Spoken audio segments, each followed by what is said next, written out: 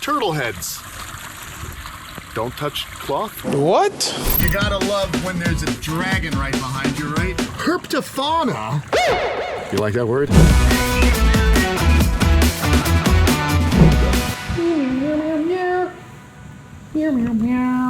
Come on. Look at this, guys. This is the training is going extremely well here at the camp. We've got curly tails. Look at all the curly tails. Watch this. We got to get them. Come on. You're gonna see. I mean, we got. Oh, let's just get one there. All right. They come in the house. They eat our little worms. One just came in the house. Watch this. This is so fun. So hi everyone, we're hanging out with my little friends, the curly tails. Today we have some new arrivals to the camp. I just these guys are so cute. I can't walk past them without hooking them up with some mealworms. Okay, that's what I got to do. And yeah, so we got big ones, we got little ones, we got all sizes of extremely cute little curly tail lizards. So let's just chuck some worms out there for these guys. I love it. They come from near and far. Is that what it is? Far and wide. Near and far. Near and far? All right, thank you. Yeah. All right, anyway, let's now get to the good stuff. Come on, we're going to Kamp Creek, kids. And, excuse me, those are my children. We're going to Kamp Creek because we got some new arrivals. Really excited about this. You guys know that I have the Mexican musk turtles. I have the Stereotypus salvini. But now we have the other species of Stereotypus. This is the giant Mexican musk turtle, Tripricatus. Stereotypus tripricatus. We're gonna put it in with the smooth front caimans, but we're gonna talk a little bit about this species. I'm really excited because they are found in Mexico and Central America, and they are gonna just do awesome here in Kamp Creek. We've got so much good stuff happening, Matt. It's so exciting. They're not too small? No, I dude, always worry when you mix things. No, these guys, the females can get to be 14 inches long. So, here we are, Kamp Creek. Let's talk about our critters. We'll start with the male. Isn't that cool? Look at that. Oh, look at that boy. He's a big boy. But yes, you don't want to get bit. What's that? He is a big boy. He's got quite a tail on him. Yes. And we all know what that means. That means he's a male. But So these how guys. far out can he reach to snap? He has a pretty good sized neck, and actually these guys have a very similar behavior, or they fill a similar niche as snapping turtles in that they are kind of bottom dwellers. They kind of eat things off the bottom, they'll scavenge, but they're gonna eat crustaceans, they're gonna eat fish, they're going to eat worms, you know, anything they can overpower and eat. They're really cool. But here's the thing, you notice this guy's got a little bit of a bite out of him there. Is that recent? Not really, it's healing, but it was the female that nailed him there. So here they were being kept in a very small enclosure. Not very small, but they were being kept in a tub, and there wasn't a lot of line of sight. There was very much no visual barriers, is what we like to say, because as soon as an animal goes around a visual barrier, it's out of sight, out of mind. They don't feel like they have to compete with the other animal for space and things like that. And of course, here in Kamp Creek, we've got places to hide. We've got rocks. We've got the upper pond, lower pond. We've got the water flowing all over. We're keeping our other species. The salvini are up there, the male and female. We have now a male and female giant Mexican musk turtle. So we're going to get to it. Let's go ahead and place him down here and see what he does. You're excited about this. Oh, dude, this is so cool. This is a species I always wanted. And what's neat is this is like a little bit of a multi-species exhibit. We've got crocodilians from Central and South America. We've got turtles from Central and South America. We've got fish from South America. So I'm really happy with this enclosure because it's kind of my little slice of that part of the world represented in the herptofauna. You like that word? Of the region. So let's see what happens there, and then we'll get on to our next arrival. Now, the other cool thing I think that's gonna happen is we've had an explosion of fish. So if these guys get a few of the fish, I'm okay with that. It's you know, regulating here. So he's just gonna have to kind of wander around here He's been figure pretty things chill. out. Yeah, they've been in this little tub for a little while. We actually picked them up. These grooves are huge. Aren't they cool? I believe that is why they get the name Tripercatus. It's Latin, tripper, try. So Try for the three. tri-keeled. I believe. I could be wrong. Someone investigate. That's what happens. You know, that's what the shell's for. Actually, you know, the shell is that kind of protection. It's a line of defense. We obviously don't want to see them with that, but personally, character's cool. Actually, we could call him Nugget because he had a bit of a nugget bitten out of him, I think. You know. So there you go.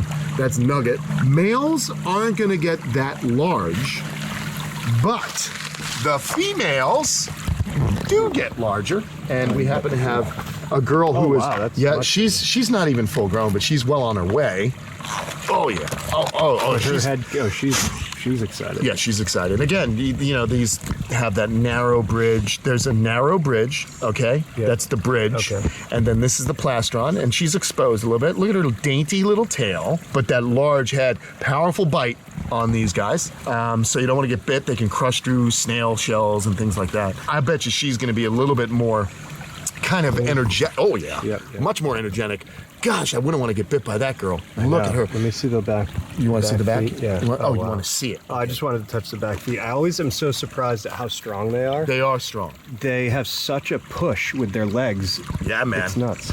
So these guys are highly aquatic, but again, they can swim, but they prefer to kind of crawl along the bottom of streams and ponds and stuff like that. Yeah, so you're getting a good view of that neck. Stuck out pretty far. Yeah, they're pretty cool.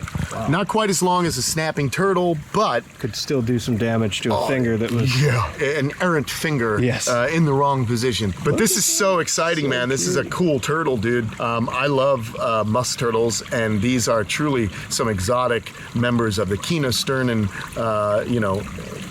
Kinosternin family. Kingdom, phylum, order, class, family, genus, species. Yes, family. So why is it Kinosternin? Again, Latin. This is what's fun about learning about these animals, is help me learn a little bit of a dead language. So you've got this little hinge. Look at this. It actually flexes. Oh, yeah. Do you see that? Yeah. So Kinosternin means movable sternum. Like sternum.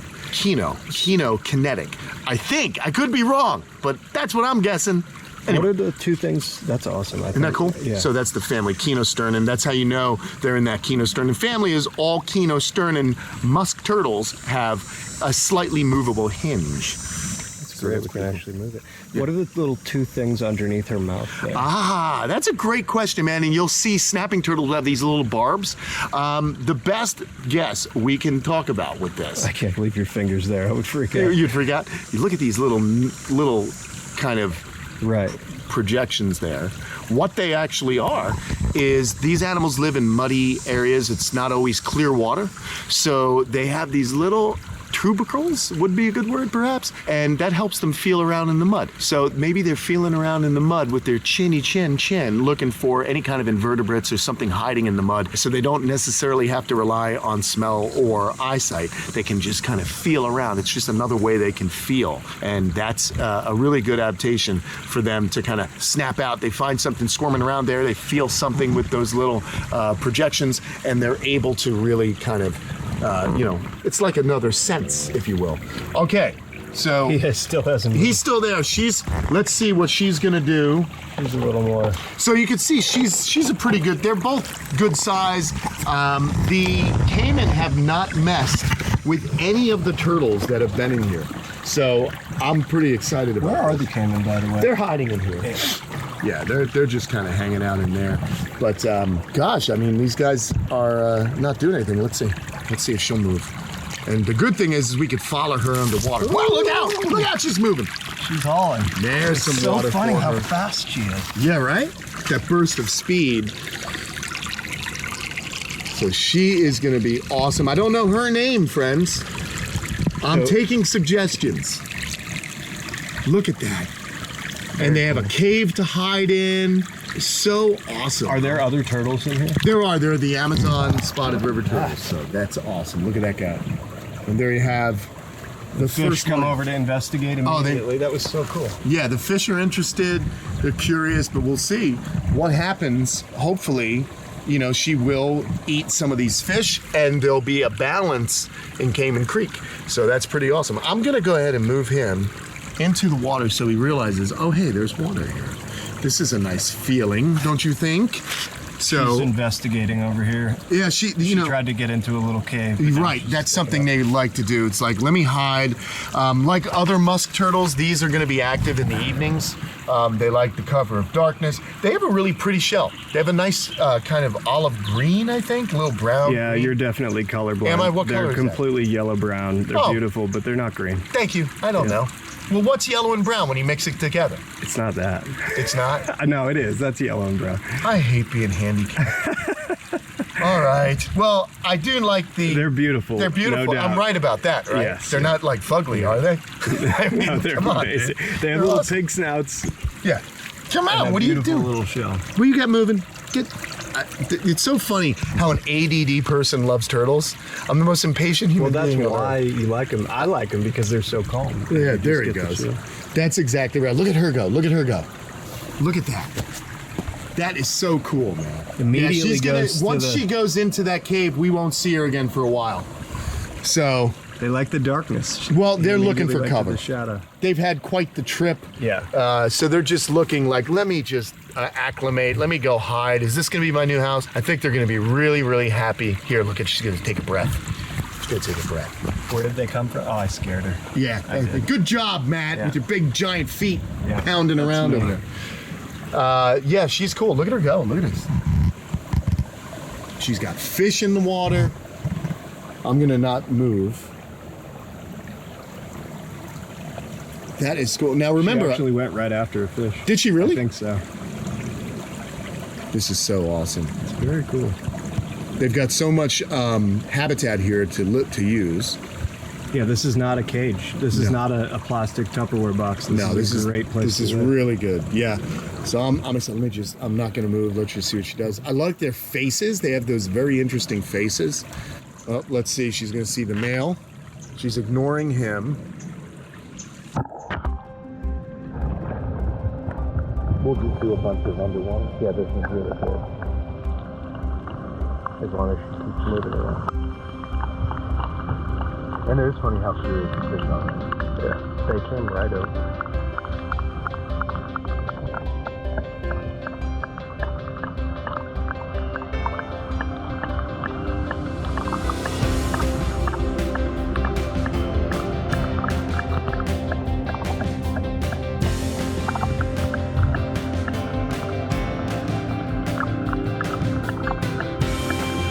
She's gonna eat a fish. Her neck is very long. It's pretty long.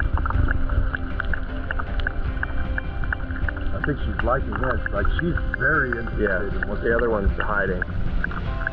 Could just keep on it. Yes, yes. It's cool because we're right up in it. I don't think she's afraid of it at this point.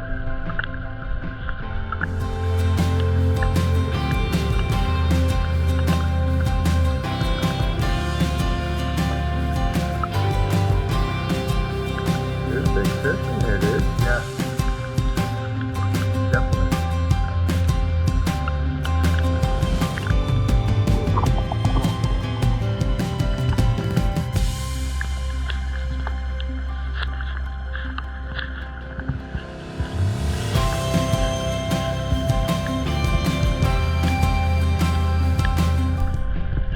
Look how wedged in. Can you see that? Yeah, I can. Yeah, she's looking for a place out. She just needs to realize there's a nice big cable.